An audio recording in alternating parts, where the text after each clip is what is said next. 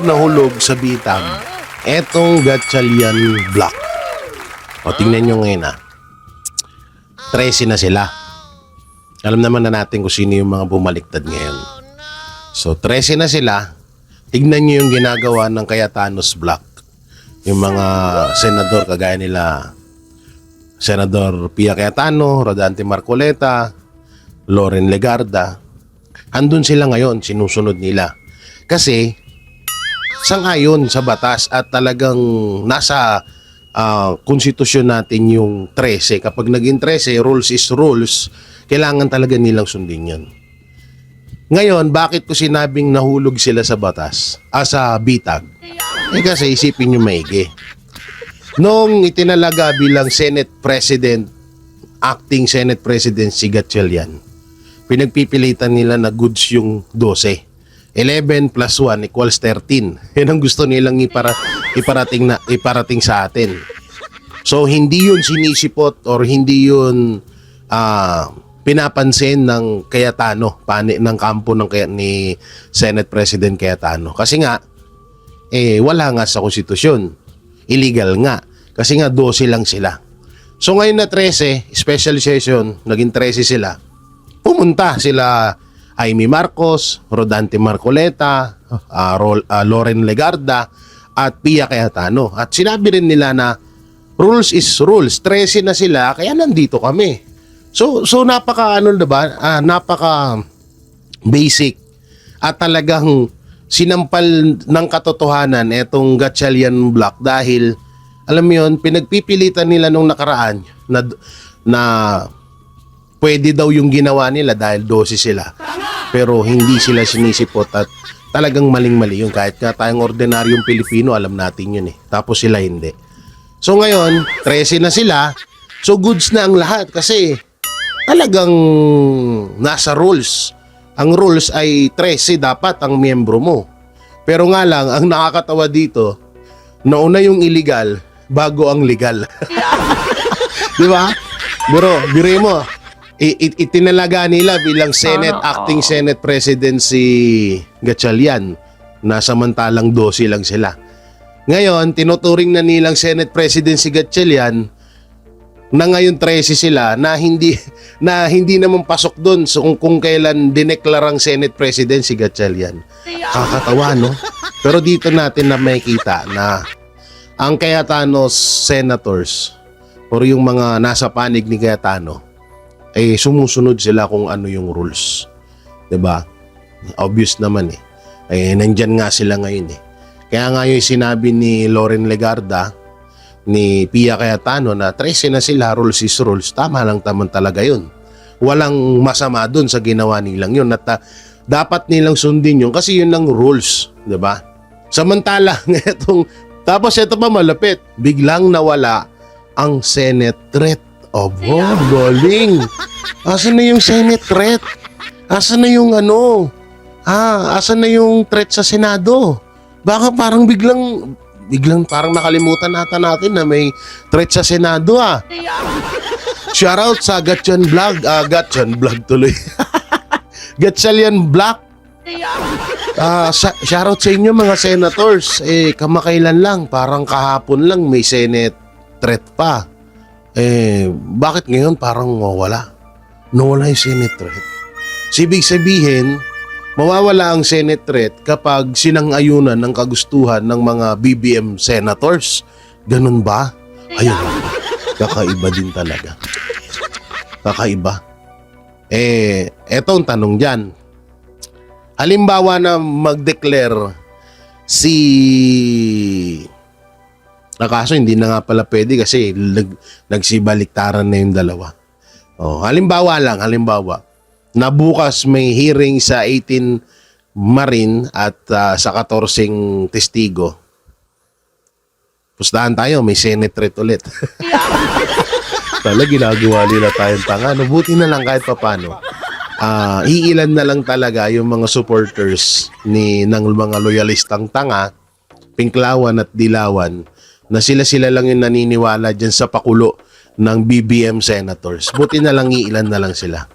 No, at buti na lang di hamak na mas marami tayo na talagang nakakaintindi at nauunawaan itong panggagago na ginagawa sa atin. So, lupit ha. Congratulations sa BBM Senators. So ngayon, dahil sa pagbaliktad ni Senator Joel Villanueva, iilang relihiyon na lang talaga ang matuturing nating talagang pinaninindigan ng kanilang prinsipyo at kanilang pinaglalaban. So, hindi ko naman sinasabi na galit ako sa relihiyon ni Senator Joel Villanueva, hindi ko ganun, no? At hindi rin ako galit kay Senator Joel Villanueva, siya naman magdadala niyan. Sabi ko nga sa inyo, kung sino man yung mga nagiging Judas or traidor ngayon sa Senado, sa mga leadership, sa Congress or kung saan saang pamumuno yan sa gobyerno, sila magdadala niyan. Tsaka sila rin ang sila rin yung kukuha ng sukli niyan. So dahil sa pagbaliktad ni Senator Joel Villanueva, mga kapatid nating Muslim, kapatid nating Iglesia, at syempre ang KOJC na lang talaga ang may tuturing. Lalong-lalo na ang KOJC, talagang pinanindigan nila yung kanilang prinsipyo laban sa korupsyon. Diba? At talagang nagsakripisyo etong si Pastor Apollo Kibuloy. Kahit na sobrang hirap ng kalagayan niya ngayon, talagang may tuturing natin na number one etong sa relihiyon ng Pilipinas, etong KOJC na talagang hindi nagpagamit, no? So ngayon, wala na tayong magagawa dun kasi ginawa na nila.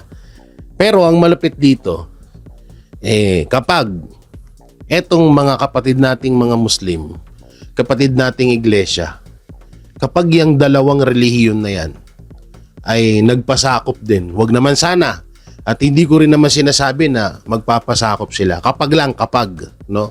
May mga hindi makaintindi dyan eh.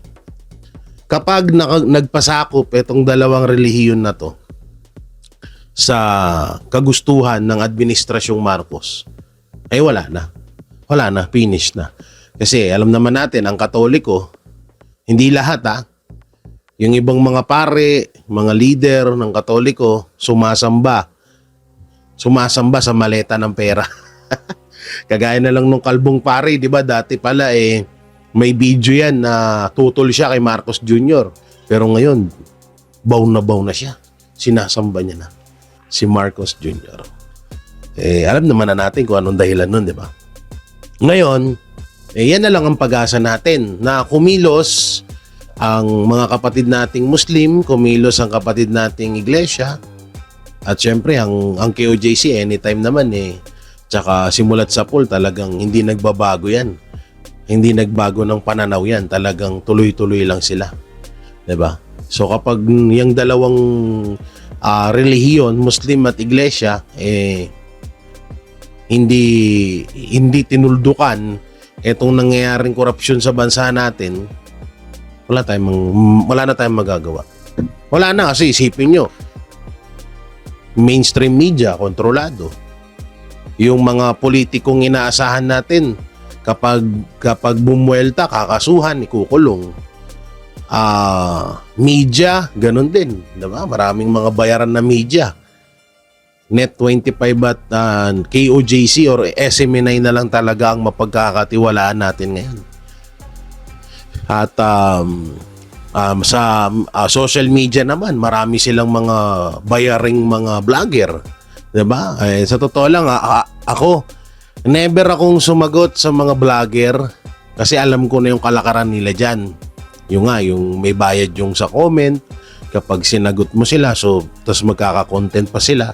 So, never ko rin talagang pinatulan yung mga yan. Kaya, shoutout doon kay Tigasing Noypi ba yun? Huwag mong patulan yung mga vlogger ng kabila. Pinagkakakitaan ka lang nila, pre. Ako na lang sasabi sa'yo, kahit anong debate at paliwanag mo sa mga yan, bulag na yan, dahil nakatapal dyan, yung lamang loob niyan, puro kwarta na. O puro pera na pondo ng bayan. Kaya wala na tayo. Useless na para sabihan pa yung mga yan. no? So yun, no? Sana nga talaga may mangyari pa. May mangyari pang milagro.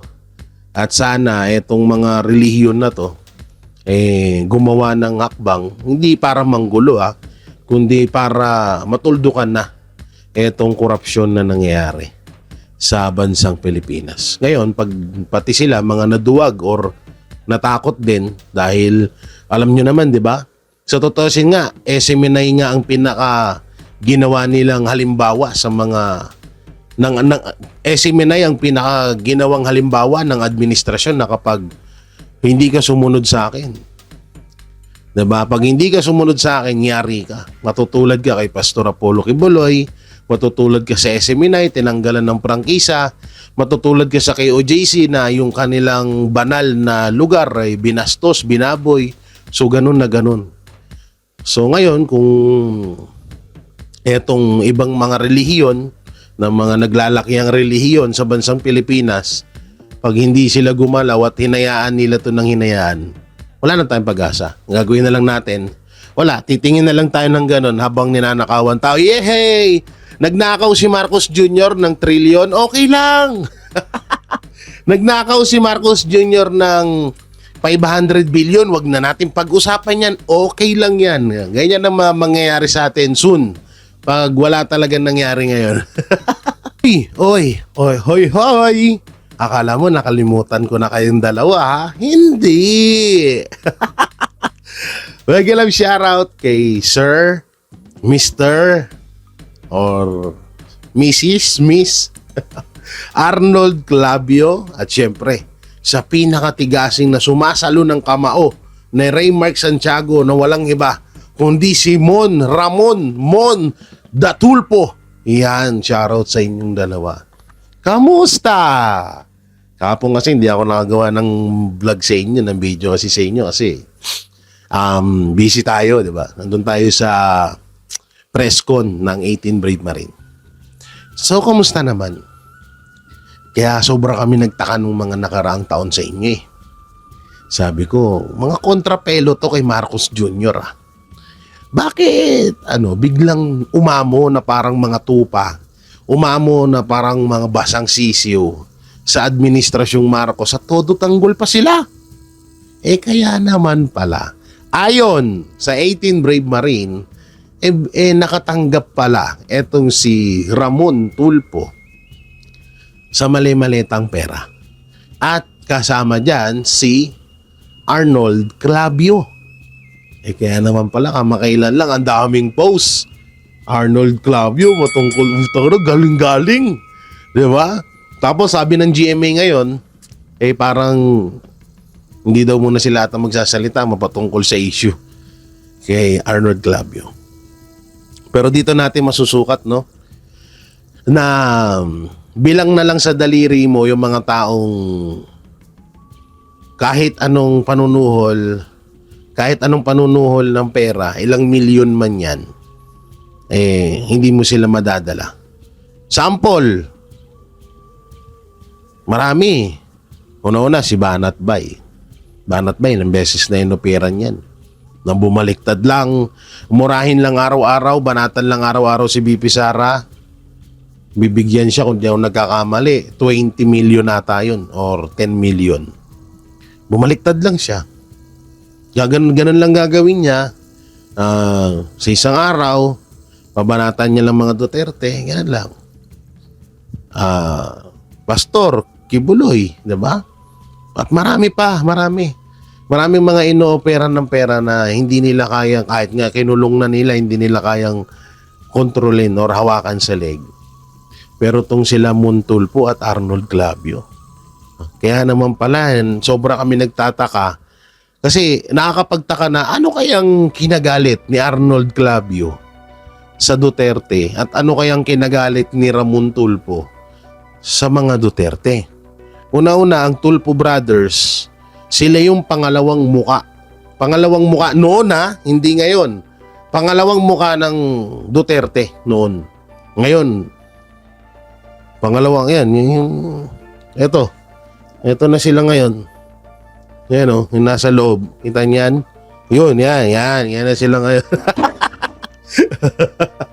Yan na sila ngayon. Kaya sobra tayo nagtataka na ba't kaya bumaba na itong mga to sa Duterte? Wala namang ginawang masama sa kanila. Wala namang, hindi naman sila inaano. Diba? Tapos, alam mo naman na kaya nangyayari ang korupsyon ngayon sa bansang Pilipinas is dahil kay Pangulong Bongbong Marcos, kay Martin Romualdez, kay Lisa at sa anak niya. Tapos parang gusto niyo pang kampihan yun. So, sobrang nakakapagtaka, diba? Buti na lang, nalaman natin kahapon na naambunan pala ng mali-malitang pera itong dalawang kupal na to, dalawang kumag. Kailang mga nagkaedad kayo, no? Di sa totoo lang, kung ako yung mga nasa posisyon ni Ramon, ni Arnold Clavio na may pangalan ka, tapos, diba? Tapos magpapadala ka sa pera, kakaya. Parang di ko kaya gawin yun. Ngayon nga lang na hindi ako sikat, hindi ako kilala, parang hindi ko gagawin yun Pero sila kayang-kaya nilang gawin yun, no? Paano yun? Hindi, sa lahat ng nakatanggap ng mali-malitang pera, paano nyo nalulunok na yung pera na yan na pinagpawisan, dugot-pawis ang inalaan ng bawat Pilipino na ibinibigay sa inyo? Paano nyo nalulunok na maipakain yan sa pamilya nyo? Hindi ba kayo nasusuka? Hindi ba kayo naaawa sa pamilya nyo na yung galing sa, yung kung ano yung kinakain nila ngayon, galing yun sa nakaw, galing yun sa pinaghirapan ng ibang tao, tapos pinapakinabangan nyo. Hindi, tanong lang ako. Wala man sigurong masama kung magtanong ako, di ba? Hindi man sigurong masama yun. Sobrang nagtataka lang talaga kasi ako na parang iba no? Hindi ba sumasakit mga tiyan nyo? Ay hindi, no? Sa bagay, totoo naman yun. May kasabihan na yung karma, hindi man agad darating sa iyo or hindi mo agad makikita yun or mararamdaman, pero darating ang araw na biglang susulpot sa iyan. Ang masama pa dyan, minsan hindi sa rekta sa iyo kung sino yung mismong nakinabang doon sa pera na yun. Minsan sa kamag-anak, sa pamilya, doon nangyayari yung karma. Darating din naman yung araw na maniningil, sisingiling kayo dyan. Kaya kami, pangiti-ngiti na lang kasi. Sa totoo lang, kahit na makulong si Marcos Jr., mawala bilang presidente si Marcos Jr., makulong si Romualdez, si Lisa, lahat ng mga nakinabang sa mali-malitang pera, wala na rin yan. Hindi na rin naman namin mababawi yan. Hindi na mababawi lahat ng pera na yan, promise. Kasi sa ayon sa mga nakikita natin, kalat-kalat na yung pera natin, di ba? Binigay kay ganito, binigay kay ganyan, binigay kay doon, kay dyan, kay dito. So ano pa bang makukuha mong pera na galing sa pondo ng bayan na may ibabalik pa? Hindi yan. Kahit mapalitan ng presidente si Marcos Jr., hindi na yan. Pero ako, hindi ako satisfied na makulong lang sila. Hindi ako satisfied doon. Gusto ko, firing. Yan, maganda dyan. Diba? Kasi, ang daming namatay dahil sa bahay. Ang daming namatay dahil sa gutom. Sa sakit. Na walang maipagamot. Yung ibang mga Pilipino na ultimong PhilHealth, kinurakot pa. Diba? So, dapat, buhay yung kinuha nila, buhay din yung kapalit. Ayun yung maganda dun. Breaking news, mga banateros, mga kabiyaya, sana pakishare nyo po itong ating upload na to. Mga banateros, bali may dalawang senador po daw na maaring bumaliktad bukas or mamaya. Isang babae at isang lalaki. Sila po daw ay sasampahan ng plunder. At hindi ko alam kung anong kaso, kung anong dahilan ba't sila sinampahan or sasampahan ng plunder. Pero ngayon po ay parang kinokontak sila at sinasabihan na bumaliktad na kayo, kumampi na kayo sa Gatchalian Block para hindi na matuloy etong mga kaso nyo. So dalawang senador po ito, lalaki at babae. So grabe, no? Alam naman natin na bukas ay magaganap ang hearing, no? Ang hearing sa Cayetano Block, ano, na kasamahan niya diyan sila Senator Rodante Marcoleta, Pia Cayetano, Robin Padilla, Loren Legarda, magkapatid na Bilyar, at Bongo, at iba pa. So hindi nating tukoy din kung susulpot ba dyan si Senator Bato de la Rosa. Alam naman natin na minamanhunt siya, no? So ngayon talagang gumagawa ho ng paraan etong mga demonyo sa gobyerno natin para talaga ma-wash out etong etong mga senador na kasama sa ni Cayetano. Dahil nagdeklara din or nagsalita din etong si Erwin Tulfo na hindi niya na daw pag-uusapan yung investigasyon sa flood control sa Senate Blue Ribbon fake hearing niya, no? Hindi niya daw pag-uusapan yan dahil tapos na daw yan. Tinapos na daw yan ni Senator Pampilo Ping Lacson. So doon pa lang malinaw ho na talagang inililis nila at ayaw talaga nilang mapag-usapan yung flood control scam na yan. Ngayon, may dalawa silang senador na ginigipit. Sa totoosin, 3 nga, pero sa ibang video natin gagawin yun. Ito pa nga po yung dyan. Wait lang. Nasaan na yun? Na talagang sinabi ni Erwin Tulfo na hindi niya na daw itutuloy yung Ito basahin natin, no? Sen Tulfo walang balak na ulitin ang investigasyon sa flood control project.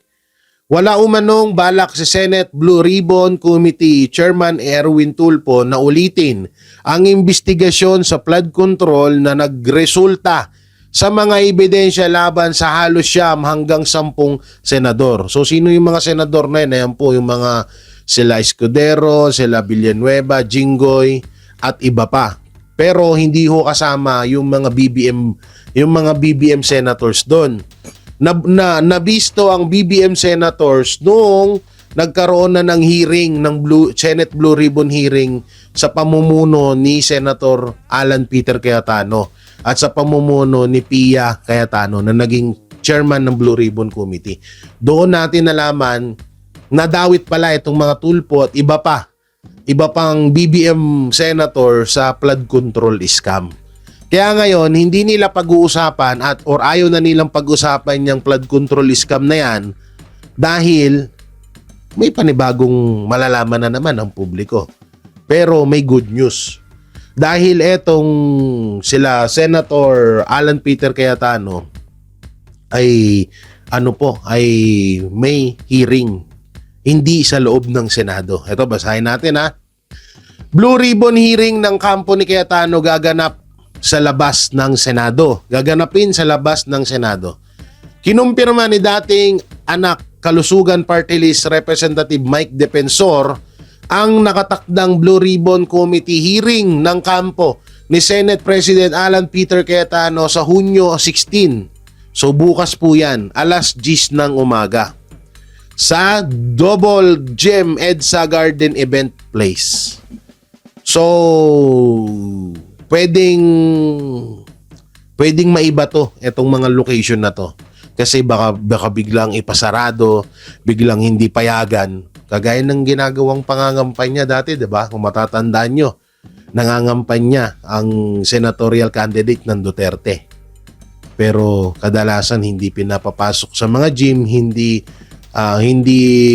pinapayagan. At dun sa mga nangyaring rally nung nandito pa si Tatay Digong, ganyan din ginagawa. So maaaring gawin ulit to dahil ayaw nga nilang mapag-usapan ng flood control scam. So pwede nilang gipitin or pwede nilang paalisin doon sa lugar na yon etong mga senador. Ang ginagandahan nito, hindi po napapagod ang kampo ni Senate President, ni legit Senate President Alan Peter Cayetano na mabuksan kung ano yung katotohanan at malaman ng publiko. Lalong-lalo na ho ngayon na may 14 panibagong testigo, may 7 at may 3 pa. So ang unang naging testigo ay si Orly Gutesa, pangalawa ang 18 Brave Marines at ngayon may 14 naman. So etong 14 na to, mas dihamak na mas maraming alam kaysa sa 18 Brave Marine. Kaya iyan yung pilit nilang iniiwasan na ayaw nilang malaman ng publiko. Kaya ngayon ginigipit nila itong Cayetano Black. Kaya itong dalawang senador, lalaki at babae, ay sinasampahan nila ng kaso para bumaliktad at mapunta sa new majority ngayon na pinamumunuan ni Senate Fake President Sherwin Gatchalian. So kayo mga banateros, hayaan ba natin na ganito na lang? At sa tingin niyo po ba, sino ang dalawang senador, lalaki at babae, na lilipat sa kampo nila Gatchalian? Comment nyo dyan. Opo, mga banateros, eto, shocking news. Bukas po, dahil magkakaroon ng hearing sa labas ng Senado, or hindi gaganapin ng hearing ng Cayetano Black sa loob ng Senado, ay may posibilidad po na arestuhin si Senator Rodante Marcoleta. Ay dapat to grabe na hong gagawin diyan. No, isa na pong panggigipit talaga yan dahil nga si Rodante Marcoleta ay kinasuhan di umano or kinasuhan ng plunder case nitong ni Boying Remulla. So ngayon, etong si Rodante Marcoleta at si former Congressman Mike Defensor ay aarestuhin daw po bukas or kung anumang oras ngayon. Grabe na to mga banateros, talagang uubusin na nila ang kampo ng mga senador na hindi sumusunod kay Pangulong Bongbong Marcos. Ang tindi talaga. Pero ang pinagtataka ko dito, paano nyo nasasabing hindi sinusunod si Bongbong Marcos? Ang sabi naman ni Bongbong Marcos na kapag may nakita kayong maanomalya sa lugar nyo, inutos niya nga sa atin yan, di ba? Isabihin nyo agad sa amin maanomalya na ginagawa dyan sa mga, pag may nakita kayong ghost project or substandard project, isumbong nyo agad sa amin. So itong mga senador, sinunod lamang yon, sinunod na imbestigahan ng flood control scam at sa publiko kung sino-sino yung mga dawit dito. Bakit nakakapagtaka ngayon na sinusuportahan ng Administrasyong Marcos itong pinagagawa ni Ombudsman Boying Remulla na aarestuhin daw di umano etong si former Congressman Mike Defensor at etong si Senator Rodante Marcoleta. Ito po babasahin po natin ha. Sen Marcoleta nakatakdang umanong arestuhin dahil sa kasong plunder. Ibinunyag ni dating NTF-ELCA spokesperson Dr. Lorraine Badoy sa kanyang nakuhang impormasyon tungkol sa posibilidad na paghuli kay Senador Rodante Marcoleta dahil sa kasong plunder. Sa kanyang post, sinabi ni Badoy na maliban kay Marcoleta, posible ring umanong hulihin sa susunod na linggo si dating anak kalusugan party list representative Mike Defensor. Nako, yan po ang balita ngayon at galing po yan kay Doc Lorraine Badoy na aarestuhin itong si Senator Rodante Marcoleta at Representative Mike Defensor. So, alam naman ho natin na magkakaroon ng hearing bukas dito sa Brave 18 at dito sa panibagong testigo na 14. Etong 14 na to, di hamak na mas marami daw alam to kaysa sa 18 Marines. So, ibig sabihin, mas marami tayong malalaman at mas may mga bagong pasabog itong 14 na bagong testigo na to.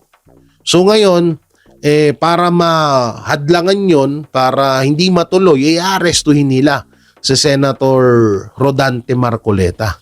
Sa lahat po ng supporters ni Senator Rodante Marcoleta, papayag ba kayo na arestuhin ng ganun-ganun lang etong binoto nyo, etong senador na binoto nyo? Na desisyon ng isang tao? Desisyon ng isang ombudsman? Halos wala ngang maipakita sa atin na ebidensya si Boying Remulla na talagang dapat kasuhan ng plunder etong si Senator Rodante Marcoleta. O kayo, mga anak, kalusugan party list na supporters ni Sir Mike Defensor, papayag ba kayo nagipitin yung binoto nyo?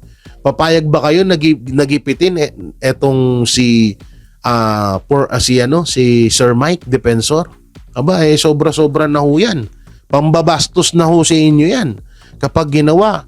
O, shoutout po sa mga kapatid natin sa Iglesia ni Cristo.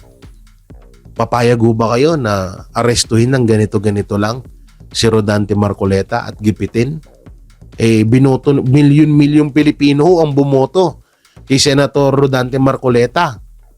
Tapos dahil hindi siya sumusunod sa kagustuhan ng Administrasyong Marcos, ganito yung gagawin sa kanya. Papayag ho ba kayo dyan? Ano pong magiging komento nyo dito?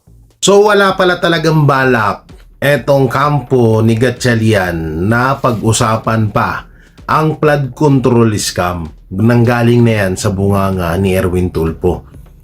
Na hindi na daw nila pag-uusapan yung flood control scam dahil tinapos na daw yan ni Senator Panfilo Ping Lacson. Aba, anong natapos niya dun? Yan ang tanong dyan. May natapos siya? Anong natapos niya? Ang tagal nga nagre-reklamo ang taong bayan kasi wala nga nangyaring investigasyon na maayos sa flood control scam. At ang kadalasang mga lumabas doon ay yung mga senador or yung mga politikong against or hindi kayang hawakan sa leeg ng Administrasyong Marcos. 'Di ba? Sila Alcantara, sila Bernardo ginawa niyong witness na dapat nakakulong din yung mga hayop na yun. Tapos ngayon hindi niyo pag-uusapan yung sa flood control kasi utos ni Ombudsman Boying Remulla. Ibig sabihin kung hindi kayo nagpapakontrol sa Malacanang kagaya ng sinabi ni Senator Rapi Tulfo, ibig sabihin sa Ombudsman kay Boying Remulla lang kayo nagpapakontrol, ganun. Kasi sabi ni Erwin Tulfo sabi ni Erwin Tulfo sabi daw ng ombudsman ay hindi na daw dapat pang pakialaman ng senator yung usapan sa flood control. Dahil may mga ebidensya na daw ang ombudsman na hinain sa mga involved dyan. Ang tanong, yung hearing nila Cayetano at yung mga nabulgar doon, hahayinan kaya ng ebidensya at kaso? Katulad lang yan ng magkapatid na Tulfo, ng iba pa. 'Di ba? Yung mga congressman na sinabi doon sa hearing na yon.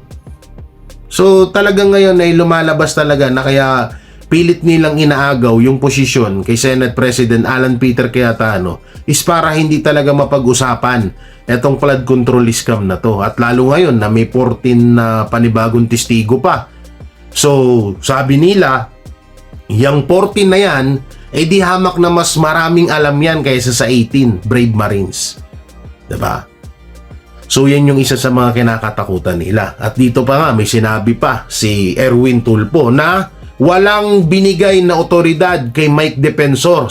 Sabi niya, iginiit ni Sen Erwin Tulfo na walang pahintulot na otoridad mula sa Gatchalian Block Blue Ribbon Committee na kanyang pinamumunuan para sa anunsyo ni dating Congressman Mike Defensor hingil sa umano'y pagdinig ng flood control funds sa nakatakdang ngayong Martes, Hunyo 16 o Hunyo 16. Sa opisyal na pahayag, nilinaw ng kanyang komite na walang naka-schedule na Blue Ribbon hearing sa naturang petsa at hindi otorisado ang anunsyo kumakalat online.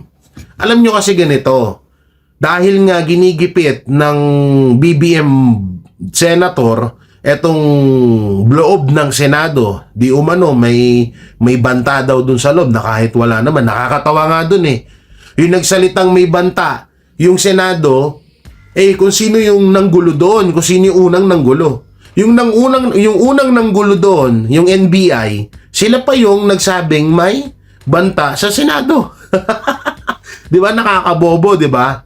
Ngayon, hindi yan papalagpasin or hindi yan parang Hindi nakatinag yan sa kampo na ni Cayetano, ng mga senador na nasa kampo ni Cayetano. Magsasagawa ng hearing sa labas ng Senado. Ngayon, ayan yung sinasabi nila, wala daw otoridad. So, ibig sabihin, halimbawa, kaming mga vlogger, interviewin namin ang mga senator at ang 18 Brave Marine, hindi pala pwede yun.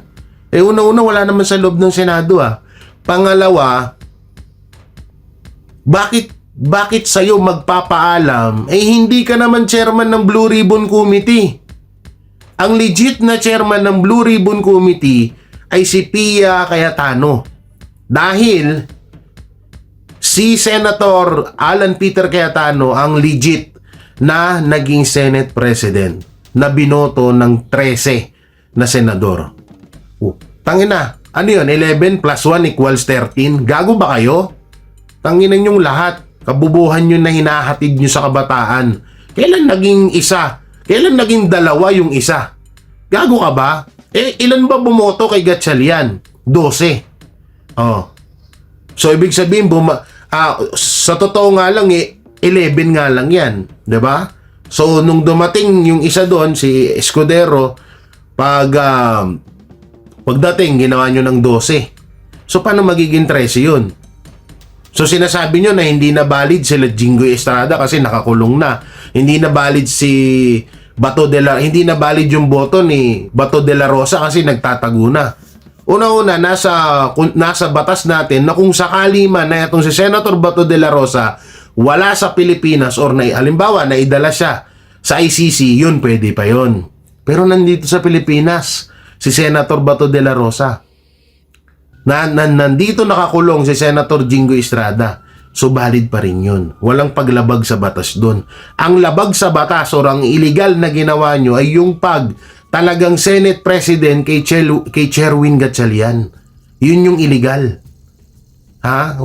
Ngayon, itong sinasabi ng mga BBM senators, wag na ho natin niya masyadong pag-iintindihin. Una-una, fake hearing naman yan kung may tatawag Nagsimula sila sa fake Ilan ba bumoto sa kanila? 12 lang. Sila lang ang nagsabing legit sila. Pero ang talagang sumunod sa batas at sa konstitusyon, yung kampo ni Cayetano. Ngayon, hinahadlangan nila itong mangyayaring hearing. So, abangan natin yan bukas at maging bantay tayo at di umano may balita pang dadamputin si Mike Defensor at itong si Marcoleta. So, good morning at breaking news mga kababayan. So, may panibagong target na naman sila. Panibagong target na gusto nilang pabaliktarin at gusto nilang ipamukha sa taong bayan na nababaliktad na itong tao na to. Ngayon, siya naman yung ginagapang at inuunti-unting takutin. Eto, basahin natin Warrant, ICC warrant laban kay Senator Bongo lumabas na umano ayon kay Representative Paulo Duterte.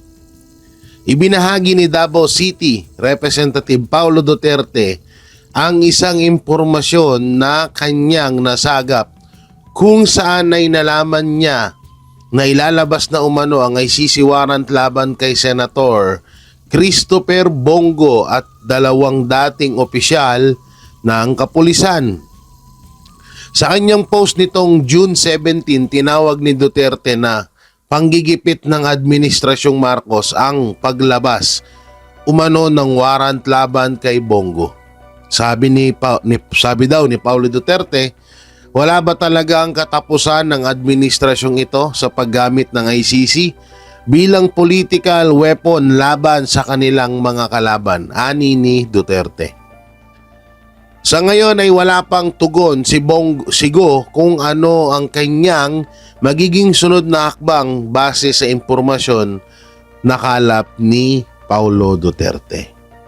Alam nyo, kaya nga, di ba, si De Lima nagtataka na bakit hanggang ngayon hindi pa rin dumidikit or hindi pa rin ginagawang dumikit ni Bongbong Marcos or bumalik sa pagiging sa ICC. So una, takot din si Bongbong na gawin sa kanya yung ginagawa niya ngayon. Pangalawa, talagang unang-una pa lang naman, kabisado na natin na gagawin talaga to ng administrasyon. 'Di ba? Yung mga panggigipit sa mga senator para sa tutusin niya, hawak niya na ngayon eh. Panalo si Marcos Jr. ngayon dahil kanyang-kanya na ang Senado ngayon. Yun nga lang, darating ang panahon na mababaliktad pa rin ng sitwasyon. Pero ngayon, sa kanya yan kasi ang Gatchalian Vlog, Gatchalian Vlog tuloy, Gatchalian Black ay pagmamay-ari na ni Bongbong Marcos ngayon yan. Nasunod yung kagustuhan niya na maging 13 yan at mas higit pa. No? Kaya itong si Senator Bongo sinusunod din sa ginawa kay Escudero at Villanueva para bumaliktad na rin. Para bumaliktad na rin. Pero kung ako tatanungin, babaliktad ba si Senator Bongo o hindi? Hindi ko masasagot. Hindi ko siya masasagot. Pero dito sa usaping ICC warrant about kay Senator Bongo, may exciting part na magaganap dito. May malaking kaganapan at ikakagulat ng buong Pilipino ang mangyayari dito. No, dito sa ICC warrant laban kay Senator Bongo. Pero ulitin ko, ginagawa nga ito para mahawakan sa leeg ni Marcos Jr. yung mga senador na tututol sa kanyang kagustuhan. Ano ba yung kagustuhan ni Marcos Jr.? Ma-impeach si BP Sara, maipatupad ang CONAS, lalong-lalo na sa Senado, para extend na naman siya ng 3 years or 2 years sa pamumuno niya. Baka nga hindi nga lang 3 years or 2 years eh.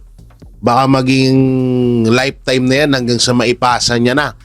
No, maipasa niya na kay Sandro Marcos at meron pang bali-balita na ibababa nga yung edad ng pagiging presidente.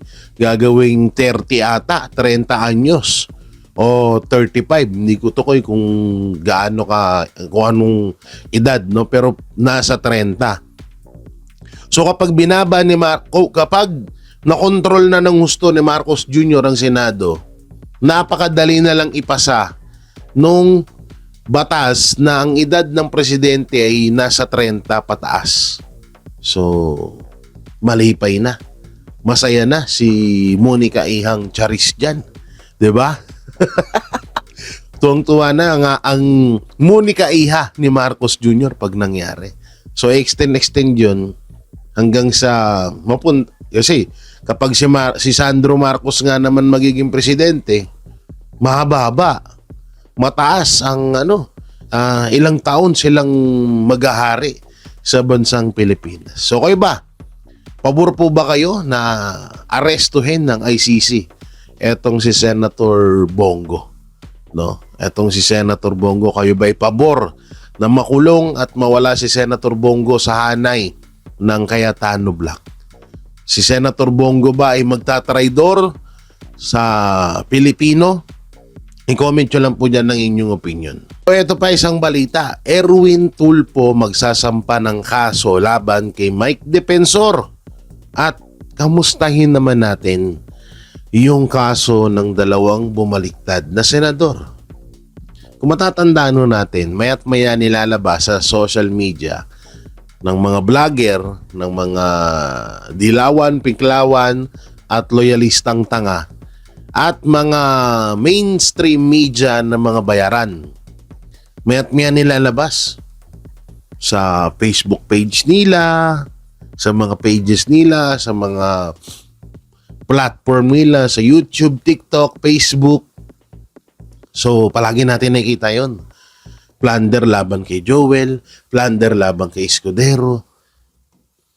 Nung kumampi na yung dalawang senador doon sa kampo ng BBM senators, biglang nawala. Biglang tumahimik. Ang tanong, Boying Rimulya, kamusta na ang kaso ng dalawang senador na ito? Parang ang bilis naman ata mawala. Parang threat sa Senado. Ang bilis na wala ng threat sa Senado. Utangin lang yan. Ngayon may threat nung hindi nyo pa hawak yung majority. Ngayon na kayo na yung majority at itinalaga ng Senate President si Kumag Gatchalian. Wala na threat. Wala na threat. Tapos malapit pa, yung mga kaso ng mga senador na bumaliktad, wala na rin. Kaya ikaw, diba, alam naman na natin, ito biro lang ha. Pero shoutout kay Senator Bongo, 'di ba? May ICC warrant si Senator Bongo. Senator Bongo, ito biro lamang. Kung gusto mong mawala yung ICC warrant na yan, lipat ka na. Kasi ganyan ng ngayon kalakaran eh. Bukas, tadad ka na ng kaso, kahit si Marcoleta. Senator Marcoleta, gusto mong mawala yung warrant of arrest mo, lumipat ka sa Gatchalian Vlog. Vlog tuloy, block. No? Sa BBM Senators. Pag lumipat ka dun sa BBM Senators, wala. Tanggal niya. Arrest warrant mo, wala. Tanggal agad yan. Ako na nagsasabi sa'yo. Ako na nagsasabi sa inyo. Ganyang kalupit ang kapangyarihan ng BBM Senators. Kapag lumipat ka sa BBM Senators, may kaso ka, tanggal yan. Tanginang yan. So ngayon, si Erwin Tulfo ay magsasampa ng kaso kay Mike Defensor. No? So, ganyan naman talaga kapag kung sino pa yung mga inaakusahang kawatan, sila pa yung ang bibilis magsampa ng kaso. Samantalang sila na pinagbibintangan na kawatan hanggang ngayon, hindi pa rin nakakasuhan. Hindi nga tinuturing na hindi nga inimbestigahan ng ombudsman yung pahayag ng 18 Brave Marine at ng mga bagong testigo. 'Di ba? So, wala tayo magagawa. So, sabi ko nga sa inyo, kagaya ng sa ibang mga video ko, ang pag-asa na lang natin yung 3 relihiyon na magsasagawa ng revolusyon, mapayapang revolusyon sa bansang Pilipinas at ang Supreme Court. Kapag ang Supreme Court na kontrol na ng kapangyarihan ni Pangulong Bongbong Marcos, kapag itong 3 relihiyon na kontrol ng kapangyarihan ni Bongbong Marcos, wala na. Ang gagawin na lang natin, kahit na nakawan tayo ng trilyones, papalakpak na lang tayo. Yan na lang gagawin natin. Palakpak na lang. Ganun na lang. So katulad na nangyayari ngayon, tingnan nyo yung mga senator. Kung yung mga senador nga diba? Pumapalakpak na lang ngayon. No choice sila diba? No choice sila kasi, tangina, pag hindi nila sinunod ang kagustuhan ni Haring Marcos, tatadtarin sila ng kaso. Pero ito malapit dyan mga banateros. Wag natin kakalimutan na ang mga senador na may mga kaso na isinasampa sa kanila ngayon, wag natin kalimutan yung mga kasong yan. Katulad na lang yung kasong plunder sa mga senador na bumaliktad. So hahanapin naman natin ngayon yan. Kasi nga, di ba, may kasabihan tayo, kapag bumaliktad itong mga senador na to, ibig sabihin totoo yung mga ibinibintang sa kanila. Di ba? Kasi takot silang makulong Ngayon, nahantayin natin yan. Alam naman na natin, ang plunder, walang bail yan. Yan ang pagkakaalam ko. Hindi ako attorney, pero yan ang pagkakaalam ko. Yang plunder ay walang bail. Ngayon, nakatatak sa isipan natin na ang kaso ni Villanueva at Escudero ay malapit na. Sabi ni Ombudsman Remulla yan. So, kailan yung malapit na yon? Aantayin natin yon. Kakalampagin natin sila na dapat maisampa yung kasong plunder na yon. Kasi kung isasampa kay Marcoleta, kung may warrant of arrest si Marcoleta, may warrant of arrest si Bongo sa ICC, dapat mas mauna tong dalawang to dahil matagal sila. Mas nauna silang kinasuhan ng plunder case at iba pa. So, abangan natin yan palagi Baka biglaan yung kalimutan yan. Huwag natin kakalimutan yan. Hindi natin dapat kalimutan yan. na may mga kaso sila. Dapat nilang harapin yung kaso na yan.